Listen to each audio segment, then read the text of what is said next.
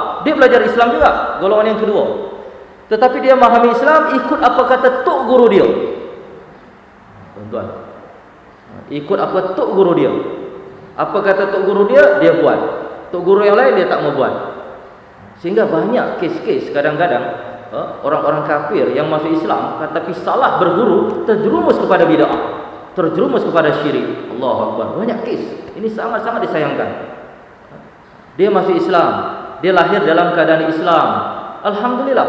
Tapi karena tak belajar, salah kaedah, manhaj dalam belajar, sehingga terjerumus kepada ta'assub kepada syekh, ta'assub kepada syekh, maka banyak terjerumus kepada amalan-amalan syirik, bahkan amalan-amalan kufur. Kadang-kadang dia terlahir dalam keadaan Islam, karena tanpa ilmu dia buat maksiat. Apa-apa maksiat dia dah buat dah. Tapi karena dia tak belajar dan dia terjerumus kepada amalan-amalan unsur ta'assub mazhab dan ta'assub syekh-syekh ni, sehingga akhirnya dia ikutlah ajaran-ajaran tarekat, ajaran-ajaran sufi. Yang dulu dia mencuri, yang dulu dia berbuat maksiat, lepas tu dia belajar agama. Tetapi dia belajar agama dengan syekh yang memahami agama setakat dengan apa yang dia pahami, tak merujuk pada sunnah Rasulullah, sehingga akhirnya ikut amalan-amalan tarekat. Maka terjerumuslah kepada bid'ah. Yang dulu dia terjerumus kepada maksiat, lah ni dia terjerumus kepada amalan-amalan bid'ah dan syirik. Ini tuan-tuan, kita nak bezakan. Maka dengan ilmu ni kita kena boleh beza. Kita dah lama belajar, maka kita kena pastikan ilmu yang kita pelajari ini kita boleh bezakan mana cara belajar yang betul, mana cara belajar yang salah, mana ustaz yang betul pemahamannya, mana ustaz yang salah, mana amalan yang benar, mana amalan yang bid'ah. Ini kena boleh beza. Kalau kita dah lama belajar agama tapi tak boleh beza mana tauhid, mana syirik, mana iman, mana kufur, mana sunnah, mana bid'ah, maknanya apa yang kita terima ni ada masalah. Yang sepatutnya semakin rajin kita belajar, kita semakin kena tahu, semakin boleh beza mana keburukan, mana kebaikan. Ada golongan yang dia belajar Islam juga, tapi dia terjerumus kepada ta'assub mazhab. Ini kita tak mau, tuan-tuan. Ini kita tak mau. Belajar agama, belajar hadis, belajar tafsir, kutubus sittah dia habis baca, tapi dalam pengamalan ikut mazhab juga. Kenapa baca hadis sampai kutubus sittah habis? Untuk berkah saja. Sampai satu tahap semua kitab dah baca dah, selesai. Tapi dalam amalan ikut mazhab juga, tuan-tuan. Maka kita golongan-golongan ni tak mau. Maka yang membezakan kita dengan mereka ni apa? Kita berpegang kepada kaedah ahli sunnah wal jamaah. Maka kaedah ahli sunnah wal jamaah dalam belajar ada kaedah, ada manhaj, ada tata cara. Maka cara belajar ahli sunnah wal jamaah iaitu mengaji Islam merujuk kepada pemahaman Nabi sallallahu alaihi wasallam dan para sahabat Rasulullah sallallahu alaihi wasallam. Ini membezakan kita, tuan-tuan. Kita kena tulis baik-baik, ya. Tulis baik-baik bahawa yang membezakan kita dengan golongan-golongan lain tu, di mana kita memahami Islam, belajar Islam, berpegang kepada sunnah Nabi dan sunnah para sahabat Rasulullah sallallahu alaihi wasallam. Maka setiap apapun pembahasan itu yang kita pegang. Maka jika kita memahami Islam, mengamalkan Islam dengan apa yang Nabi buat, dengan apa yang para sahabat buat, inilah Islam. Kalau itu ada dalam diri kita, tanda-tanda Allah sayang pada kita. Kita kena cek masing-masing. Adakah saya memahami Islam ikut mazhab atau ikut sunnah Nabi? Ikut syekh atau ikut sunnah Nabi? Ikut golongan atau ikut sunnah Nabi? Kita kena cek diri kita masing-masing. Kita kena pastikan bahawa kita berpegang kepada sunnah Rasulullah sallallahu alaihi wasallam. Tak kira kita nak belajar kepada siapa saja. Ustaz si A, Ustaz si B, NGO si A, NGO si B, tak kira. Tapi prinsip kita sebagai golongan yang benar, kita memahami Islam ikut Nabi dan para sahabat. Sekurang-kurangnya, tuan-tuan, kalau jumpa orang, kalau jumpa syekh ke apa ke, kita boleh bertanya, Ustaz, Adakah ini diamalkan Nabi dan sahabat? Tu sekurang-kurangnya kita seorang awam. Jangan tak tahu langsung nak beza baik dan buruk. Maka tuan-tuan, kalau kita ada pegangan macam ni, kita duduklah di majlis manapun, bacalah buku manapun, insya-Allah tak sesat. Kenapa? Kita ada kaedah. Kaedah kita, apa yang kita terima, kita nak confirmkan Nabi pernah buat, para sahabat pernah buat. Tuan-tuan, mungkin esok tuan-tuan, puan-puan duduk di majlis mana, pergi ke Kedah, pergi ke Selangor, duduk di majlis mana, tak apa, duduk, dengar. Adakah yang kita dengar ni dia merujuk pada Nabi apa sahabat apa tak? Jadi kita ada kaedah masing-masing. Tahu aturan-aturan mana yang kita terima, mana yang kita tolak. Ini namanya manhaj, kaedah. Ada sebagian umat Islam, dia tak tahu bezakan ni. Di mana dia majlis ilmu, dia dengar je. Apa yang ustaz cakap, dia terima je semua. Duduk di Kedah, terima semua. Duduk di Selangor, terima semua. Semua seakan-akan semua betul. Tuan-tuan, maka kita ahli sunnah jamaah, kita yang dah lama belajar ni tak boleh. Bukan semua betul. Ada yang betul, ada yang salah. Duduk di majlis ilmu, kita kena boleh membezakan mana betul, mana salah. Tak semua tu betul. Maka yang kita ambil, yang kita terima ni, yang dia ada bukti-bukti di mana Nabi pernah buat dan para sahabat pernah buat. Maka kalau ada kaedah ni, dia macam benteng yang kokoh.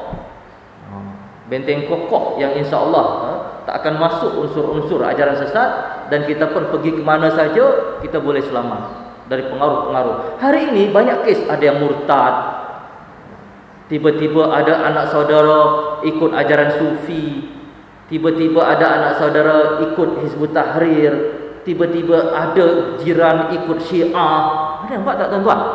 Ada orang kafir masuk Islam, tiba-tiba ikut ajaran bid'ah, ikut Syiah, terus murtad balik. Apa benda ni? Apa yang jadi masalah ni sehingga senang sangat pindah sana, ikut sana? Kenapa? Karena tak ada kaedah tadi, prinsip tadi. Tak boleh beza. Dia fikir tengok syekh sorban besar, jubah panjang, janggut lebat, takkan salah kot apa yang dia cakap. Nampak tak tuan-tuan? Takkan salah kot apa yang dia cakap. Maka kita yang dah ada ilmu boleh beza. Nak sorban besar ke, janggut lebat ke, apa yang dia cakap tak ada bukti, tak ada dalil daripada Nabi dan para sahabat, tak kita tolak. Tapi golongan awam kita ni tak ada kaedah ni. Kaedah bagi mereka adalah apa yang mereka lihat secara zahir. Tengok sorban, baju putih, pakai tongkat, bawa kitab tebal, bolehlah dengar ustaz. Ini graduan dari luar negara lagi. Graduan dari luar negara lagi, boleh. Tuan-tuan, maka image macam ni kita kena hapus dalam proses kehidupan kita memahami agama ni. Kita kena pegang teguh-teguh. Tulis di minda kita bahawa Islam yang nak kita ambil dari manapun, siapapun yang bercakap, iaitu Islam yang merujuk kepada sunnah Nabi dan sunnah para sahabat Rasulullah SAW. Maka kalau ini ada dalam kehidupan kita, hidayah tuan-tuan. Bukan senang nak memahami Islam mengikut sunnah ni, bukan senang. Tuan-tuan tengok dunia luar, masyarakat, ada yang sampai 2-3 kali PhD, belajar sampai mana-mana, rata-rata tepat, kitab dah habis dia makan semua. Tapi last-last Islam ikut apa kepala dia. Last-last Islam ikut apa kata tok guru dia. Last-last Islam ikut apa mazhab dia. Lalu kita tengok ada yang seorang hamba Allah, dia tak ngaji sampai PhD, tak ngaji sampai master, dia tak ngaji sampai mana-mana. Dia duduk dari masjid ke masjid, duduk di Islah, duduk di mana-mana, tapi dia boleh beza mana sunnah, mana bid'ah. Dia boleh beza. Dia boleh beza mana tauhid, mana syirik. Dia boleh beza.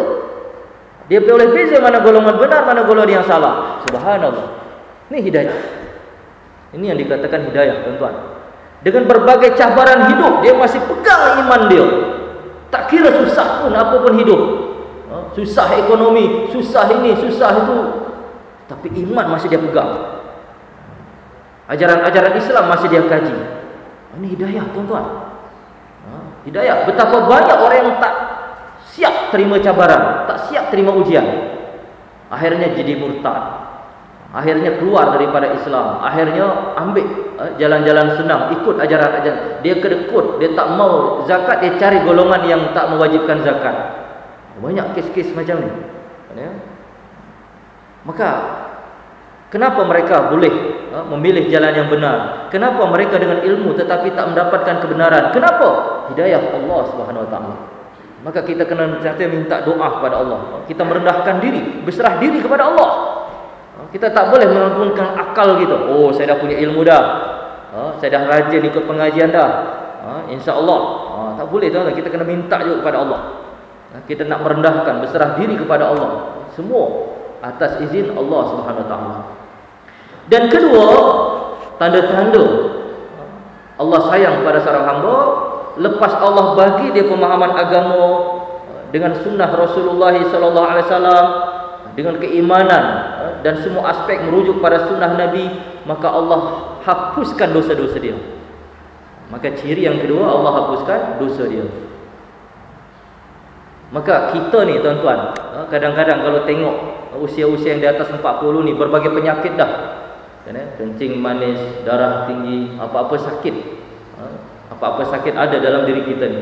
Maka sebagai orang yang beriman, kita kena faham bahawa setiap sakit, setiap apa yang melanda, yang datang dalam diri seorang Muslim yang tak syirik, di mana hikmahnya Allah menghapuskan dosa-dosa dia. Kita sedang belajar agama, kita sedang nak istiqomah dalam sunnah Rasulullah, tapi dalam proses tu kadang sakit, kadang letih, kadang pening kepala, demam, apa banyak kita tak perlu sebut. Macam-macam ni ujian Allah. Maka pada masa tu kita kena yakin dengan janji-janji Allah, dengan apa yang Nabi kata, bahawa apa yang berlaku pada diri seorang Muslim, sama ada keletihan, sama ada kedukaan, penyakit, sehinggalah duri yang menusuk dalam diri kita ni, hikmahnya Allah menghapuskan, Allah menggugurkan dosa-dosa kita. Ma yusibul muslim min nasabin wala wasabin wala hammin wala hazanin wala adha wala ghammin hatta syaukah yushakuha ila kafarallahu biha min khatayahu. Maka sebagai orang yang dah ada ilmu, Allah dah bagi petunjuk dengan ilmu-ilmu yang kita tahu ni, tuan-tuan, maka setiap ujian kita tahu apa hikmahnya.